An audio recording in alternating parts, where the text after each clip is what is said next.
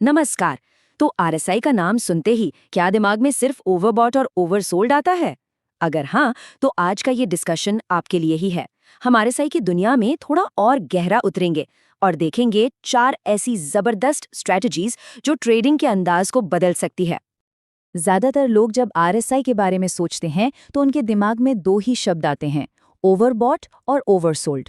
और इसमें कुछ गलत भी नहीं है, लेकिन क्या हो अगर मैं कहूं कि ये तो सिर्फ ट्रेलर है, पूरी पिक्चर तो अभी बाकी है। चलिए आज इस आम धारणा से थोड़ा आगे बढ़ते हैं। तो आज हम क्या क्या देखने वाले हैं, एक नज़र डालते हैं। सबसे पहले आरएसआई की पूरी कहानी समझेंगे और फिर एक एक करके 4 एडवांस्ड स्ट्रैटेजीज में डाइव करेंगे। आखिर में ये भी देखेंगे कि इन्हें इस्तेमाल करने से पहले क्या करना जरूरी है।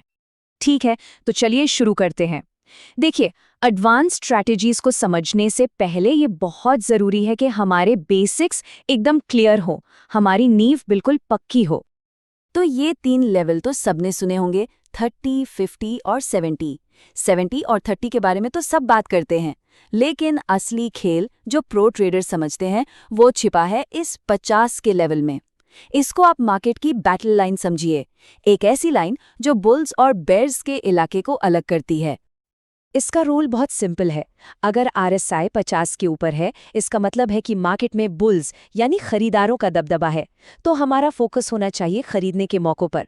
और अगर आरएसआई 50 के नीचे है, तो समझ लीजिए कि बेयर्स यानी बेचने वाले हावी हैं। तब बेचने के सेटअप्स ढूंढना ज्यादा समझदारी है ना सिंपल, लेकिन ये बहुत पावरफुल है। चलिए अब आते हैं हमारी पहली स्ट्रैटेजी पर। यहाँ हम ओवरबॉट और ओवरसोल्ड सिग्नल्स को ही देखेंगे, लेकिन एक प्रोफेशनल नजरिए से, ताकि जो आम गलतियां होती हैं उनसे बचा जा सके। देखिए, ज्यादातर लोग क्या गलती करते हैं, जैसे ही आरएसआई 70 के ऊपर जाता है वो तुरंत बेचने की सोचते हैं। लेकिन प्रो ट्रेडर्स ऐसा नहीं करते। वो इंतजार करते हैं। वो तब तक इंतजार करते हैं जब तक आरएसआई वापस 70 के नीचे ना आ जाए। यही असली सिग्नल है। ये एक छोटा सा फर्क है, लेकिन यकीन मानिए इसी से पता चलता है कि कौन गेम में टिकेगा और कौन बाहर हो जाएगा। ओके, अब कुछ बहुत ही इंटरेस्टिंग चीज पर बात करते हैं। एक ऐसा कॉन्सेप्ट जो मार्केट में क्या होने वाला है इसका हिंट पहले ही दे सकता है। इसे कहते हैं डाइवर्जेंस। ये वो सिचुएशन है जब प्राइस चार्ट कुछ और कहानी बता रहा होता है और आरएसआई इंडिकेटर कोई और ही राज खोल रहा होता है। तो ये डाइवर्जेंस आखिर है क्या? सिंपल भाषा में ये प्राइस और आरएसआई के बीच का एक मतभेद है। इसको ऐसे समझिए कि आप कार चला रहे हैं, स्पीडोमीटर दिखा रहा है कि स्पीड बढ़ रही है, लेकिन आपको इंजन से आवाज आनी कम हो गई है। ये एक वार्निंग साइन है कि कुछ तो गड़बड़ है। ट्रेडिंग में भी डाइवर्जेंस हमें आने वाले ट्रेंड रिवर्सल के लिए पहले से ही अलर्ट कर देता है। चलिए बुलिश डाइवर्जेंस को देखते हैं। मान लीजिए प्राइस लगातार नीचे जा रहा है, नए लो बना रहा है, लोअर लो, लेकिन उसी टाइम पर नीचे आरएसआई इंडिकेटर ऊपर की तरफ जा रहा है, मतलब वो हायर लो बना रहा है। इसका क्या मतलब हुआ? इसका मतलब है कि बेचने वालों का दम अब खत्म हो रहा है और बुल्स यानी खरीदार जल्द ही कंट्रोल लेने वाले हैं। ये एक बहुत ही स्ट्रॉन्ग खरीदने का सिग्नल हो सकता है। और बेरिश डाइवर्जेंस ठीक इसका उल्टा है। यहाँ प्राइस तो ऊपर जा रहा है, नए हाईज बना रहा है, हायर हाई, लेकिन आरएसआई इंडिकेटर नीचे की तरफ खिसक रहा है, मतलब लोअर लो बना रहा है। ये एक बड़ा रेड फ्लैग है। ये बता रहा है कि खरीदने वालों की ताकत कम हो रही है और मार्केट में गिरावट आ सकती है। अब बारी है हमारी तीसरी स्ट्रैटेजी की, और सच कहूं तो ये मेरी पसंदीदा स्ट्रैटेजीज में से एक है। इसमें हम ट्रेंड लाइंस का इस्तेमाल करेंगे, लेकिन एक ट्विस्ट के साथ। हम ट्रेंड लाइन प्राइस चार्ट पर नहीं, बल्कि सीधे आरएसआई इंडिकेटर पर ही बनाएंगे। एक सवाल है, क्या कोई ऐसा तरीका है जिससे प्राइस के ब्रेकआउट होने से पहले ही हमें उसका अंदाजा लग जाए, जैसे कोई क्रिस्टल बॉल हो? खैर, क्रिस्टल बॉल तो नहीं, लेकिन आरएसआई ट्रेंड लाइन ब्रेक काफी हद तक वही काम करता है। चलिए देखते हैं कैसे। हमेशा याद रखिए, मोमेंटम प्राइस से एक कदम आगे चलता है ना? आरएसआई क्या मापता है? मोमेंटम।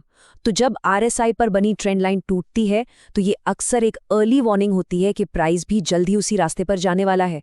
ये हमें एक लीडिंग सिग्नल देता है। तो इस पे ट्रेड कैसे लेना है? स्टेप्स बहुत सिंपल हैं। पहले तो आरएसआई इंडिकेटर पर ही ट्रेंड लाइन बनाइए, फिर आरएसआई के उस ट्रेंड लाइन को तोड़ने का इंतजार कीजिए। लेकिन यहीं पर रुकना नहीं है, ये सिर्फ आधा काम हुआ। कंफर्मेशन के लिए प्राइस को भी अपनी ट्रेंड लाइन तोड़ने का इंतजार करना है। जब ये दोनों ब्रेकआउट्स हो जाएं, तभी ट्रेड में एंट्री लेनी है।